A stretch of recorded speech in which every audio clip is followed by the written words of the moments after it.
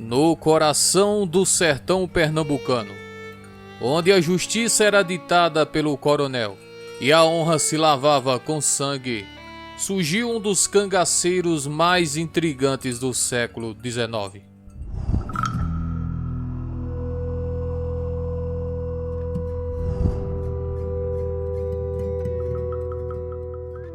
Adolfo Rosa Meia-Noite não nasceu bandido, foi feito pela crueldade de seus próprios parentes. Nos tempos em que o Brasil ainda vivia sob o império de Dom Pedro II, nos recônditos do sertão pernambucano, mais precisamente no distrito de Varas, atual Jabitacá, pertencente ao município de Afogados da Ingazeira, nascia em 1840 o menino que viria a se tornar uma das figuras mais marcantes do cangaço nordestino. Adolfo Rosa Meia-Noite veio ao mundo em uma família de origens curiosas e contrastantes, cuja história se entrelaçava com a nobreza europeia e as tradições sertanejas. Seu avô, Richard Bright, era um inglês de nascimento nobre, que, ainda na infância, havia se envolvido em um incidente escolar na Inglaterra.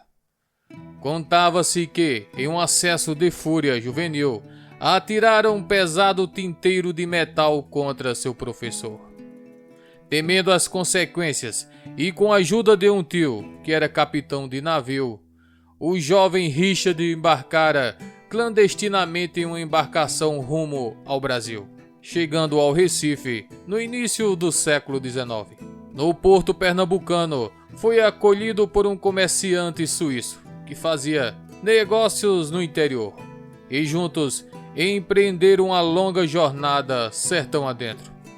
Foi assim que Richard chegou ao distrito de Varas, onde conheceu uma jovem da família Siqueira Cavalcante, dona da Fazenda Volta. O inglês, agora chamado Ricardo Brito pelos locais que tinham dificuldade em pronunciar seu nome original, apaixonou-se pela moça e com ela estabeleceu família. Dessa união nasceram vários filhos, entre eles Riqueta, que viria a ser mãe de Adolfo Rosa. O pai de Adolfo, Leandro Rosa, era um homem simples do sertão, de poucas posses, mas de grande orgulho. Apesar da nobre ascendência por parte da mãe, a família vivia modestamente, em contraste com outros ramos dos Brito que haviam prosperado na região.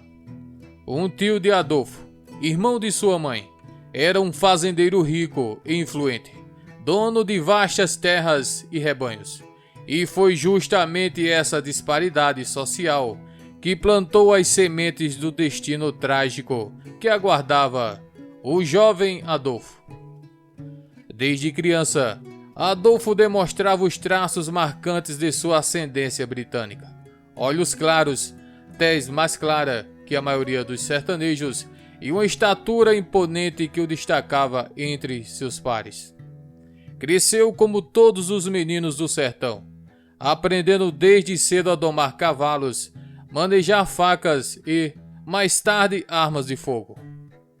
Mas havia nele um orgulho ferrenho, uma sensibilidade aguçada para questões de honra que talvez herdara do sangue do avô inglês. Adolfo era o galã da vila, era disputado pelas garotas. Por volta de seus 15 anos, começou a demonstrar interesse por uma de suas primas, filha justamente do tio rico. O fazendeiro, indignado com a pretensão do sobrinho pobre, decidiu acabar com aquela relação de qualquer maneira. Para isso, recorreu a uma figura curiosa do sertão, Padre Quaresma. Apesar do título clerical, não era um religioso ordenado. Talvez o apelido viesse de sua aparência austera ou de seu moralismo rígido. Como subdelegado e comissário de polícia, tinha poder suficiente para armar uma cilada contra o jovem Adolfo. Diziam que o padre Quaresma nutria uma paixão pela prima do Adolfo. Numa tarde quente de 1858, Quando Adolfo voltava da feira local, foi abordado por soldados a mando de Padre Quaresma, acusado falsamente de roubar um cavalo, crime que não cometera. Foi algemado e levado para a prisão em Afogados da Ingazeira. Naquela época, as cadeias do sertão eram precárias. Como não havia cela segura, Adolfo foi amarrado a um tronco no pátio da delegacia, exposto ao sol e à chuva sem que sua família soubesse de seu paradeiro. Durante 15 longos dias, o jovem sofreu tormentos inimagináveis. A fome e a sede eram constantes, recebendo apenas migalhas para sobreviver. O sol inclemente do sertão queimava sua pele dia após dia, enquanto as noites frias o faziam tremer de frio. Os carcereiros, por sua vez, divertiam-se com zombarias e humilhações, reforçando sua condição de prisioneiro. O pior ainda estava por vir. Certa manhã, um tenente encarregado de vigiá-lo aproximou-se com um sorriso cruel. "Conheces o Padre Quaresma?" perguntou em tom provocador. "Conheço", respondeu Adolfo, com voz rouca pela sede e pelo cansaço. "Pois ele mandou um presente." E, sem mais delongas, desferiu-lhe 20 lapadas com a vara flexível. Cada golpe era acompanhado de insultos. Cada ferida era uma marca de desonra que Adolfo jurou vingar. Quando finalmente a família descobriu seu paradeiro e conseguiu libertá-lo, Adolfo retornou à fazenda Volta, mudado para sempre. Seu pai, Leandro, recebeu-o com palavras que ecoariam em sua mente pelo resto da vida. "Não te abençoo, filho, pois não lavaste tua honra com sangue." Aquela noite foi a mais longa da vida de Adolfo. Enquanto a lua cheia iluminava o sertão, ele pegou seu facão mais afiado e partiu para a casa do tio. O que aconteceu depois entraria para a história do cangaço nordestino. Invadiu a casa silenciosamente pela porta dos fundos, encontrou o tio dormindo em sua rede e, sem hesitar, matou o homem que lhe causara tal humilhação. Com esse ato, Adolfo Rosa deixou para trás sua vida pacata e transformou-se em um fora da lei. Fugindo da justiça oficial, juntou-se aos irmãos Nobelino e Manuel. Foi então que adotou o nome pelo qual ficaria conhecido na história: Meia-Noite, pois preferia agir sob o manto protetor da escuridão. Seu bando, que chegou a contar com 10 homens bem armados, incluía figuras curiosas do sertão: Oiticica, seu primo de sangue, que morreria em uma emboscada 2 anos depois; Manuel do Gado, um ex-comerciante de gado que conhecia cada fazenda da região; e Almeida, que mais tarde trairia Adolfo em uma história envolvendo rapadura e disputas pessoais. Os anos seguintes foram marcados por ataques ousados e vinganças pessoais. Várias vilas do Alto Pajeú foram atacadas por Adolfo Meia-Noite e seu bando. Fazendeiros e comerciantes eram vítimas constantes. Mas as vinganças pessoais era a especialidade do bando. Padre Quaresma não escapou da vingança implacável do Adolfo, abatido a tiros em uma emboscada cuidadosamente planejada. Os Quissés, família que testemunhara contra Adolfo no caso do cavalo roubado, foram os próximos na lista. Vários membros foram executados, o que desencadeou uma guerra familiar que manchou de sangue o sertão do Pajeú por meses. Oiticica, um cangaceiro de grande destaque e primo de Adolfo, foi morto em combate contra os Quissés, moradores do sítio Tamanduá. Durante o confronto, 2 membros da família Quissé perderam a vida.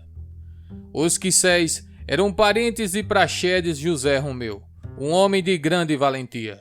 Liderados por ele, cercaram a fazenda Volta e, ao não encontrar Adolfo, assassinaram seu irmão Pacífico, que, além de ser apenas uma criança, tinha deficiência mental. Almeida, cabra de Adolfo, era natural da Serra da Colônia. Era um assassino frio que tirou a vida de um primo no sítio Extrema por causa de uma rapadura. Adolfo não estava presente no momento do crime e desaprovou a atitude de Almeida, que, apesar disso, era um de seus homens de maior confiança. Certo dia, Almeida pediu permissão para visitar a família e, ao retornar, trazia a intenção oculta de assassinar Adolfo. No entanto, seu plano falhou e ele pagou com a própria vida por sua traição. Apesar de ter se tornado cangaceiro, Adolfo Meia-Noite era conhecido por sua justiça com os mais humildes. Esse traço ficou evidente em um episódio no qual ele e seu bando capturaram um negro periquito, que levara consigo alguns bens de seu patrão. Enquanto o grupo pressionava Periquito para entregar o dinheiro que carregava, Adolfo interveio e repreendeu os companheiros. Vocês não percebem que se ele carrega dinheiro, esse dinheiro não lhe pertence? Em seguida, voltou-se para o escravo e questionou: Estás levando dinheiro contigo? Sim, senhor, respondeu o Periquito. Trago 500 mil réis do senhor Paulo Barbosa. Ao ouvir a resposta, o bando se agitou, ansioso pelo dinheiro. Mas Meia-Noite os conteve e ordenou: Vá embora. Se eu precisar de dinheiro, tomarei do seu senhor, e não de você, que não é o dono. Se o roubarmos, seu amo não acreditará em sua história e certamente o castigará. Em 1885, quando Afogados da Engazeira foi elevada à categoria de freguesia, Adolfo Meia-Noite e seu bando apareceram aliados ao coronel Francisco Miguel, homem conhecido por sua arrogância e injustiças. Em uma tentativa fracassada de assaltar a nova sede administrativa, esse episódio marcou o início do declínio do temido cangaceiro. Perseguido por todas as volantes do Nordeste, com um preço alto por sua cabeça, Adolfo viu seu bando diminuir gradualmente. Alguns morreram em combate, outros desertaram, até que restou praticamente sozinho. Refugiou-se na Paraíba, mas o cerco estava se fechando. O fim chegou em Malta, no Alto Sertão paraibano. Uma força volante de 30 homens bem armados cercou o último reduto de Adolfo Meia-Noite, um velho armazém abandonado. A batalha final começou ao amanhecer e durou mais de 3 horas. Ferido múltiplas vezes, Adolfo resistiu até o último cartucho, quando finalmente caiu. Seu corpo foi esquartejado e partes foram expostas em diferentes pontos da cidade como advertência para outros possíveis cangaceiros. Mas a história de Adolfo Rosa Meia-Noite sobreviveu à sua morte. Até hoje, descendentes dos Brito, muitos ainda com olhos claros do ancestral inglês, contam histórias do cangaceiro. Sua história, entremeada de nobreza e violência, honra e vingança, permanece como um testemunho vivido de como o sertão nordestino podia, ao mesmo tempo, criar e destruir um homem.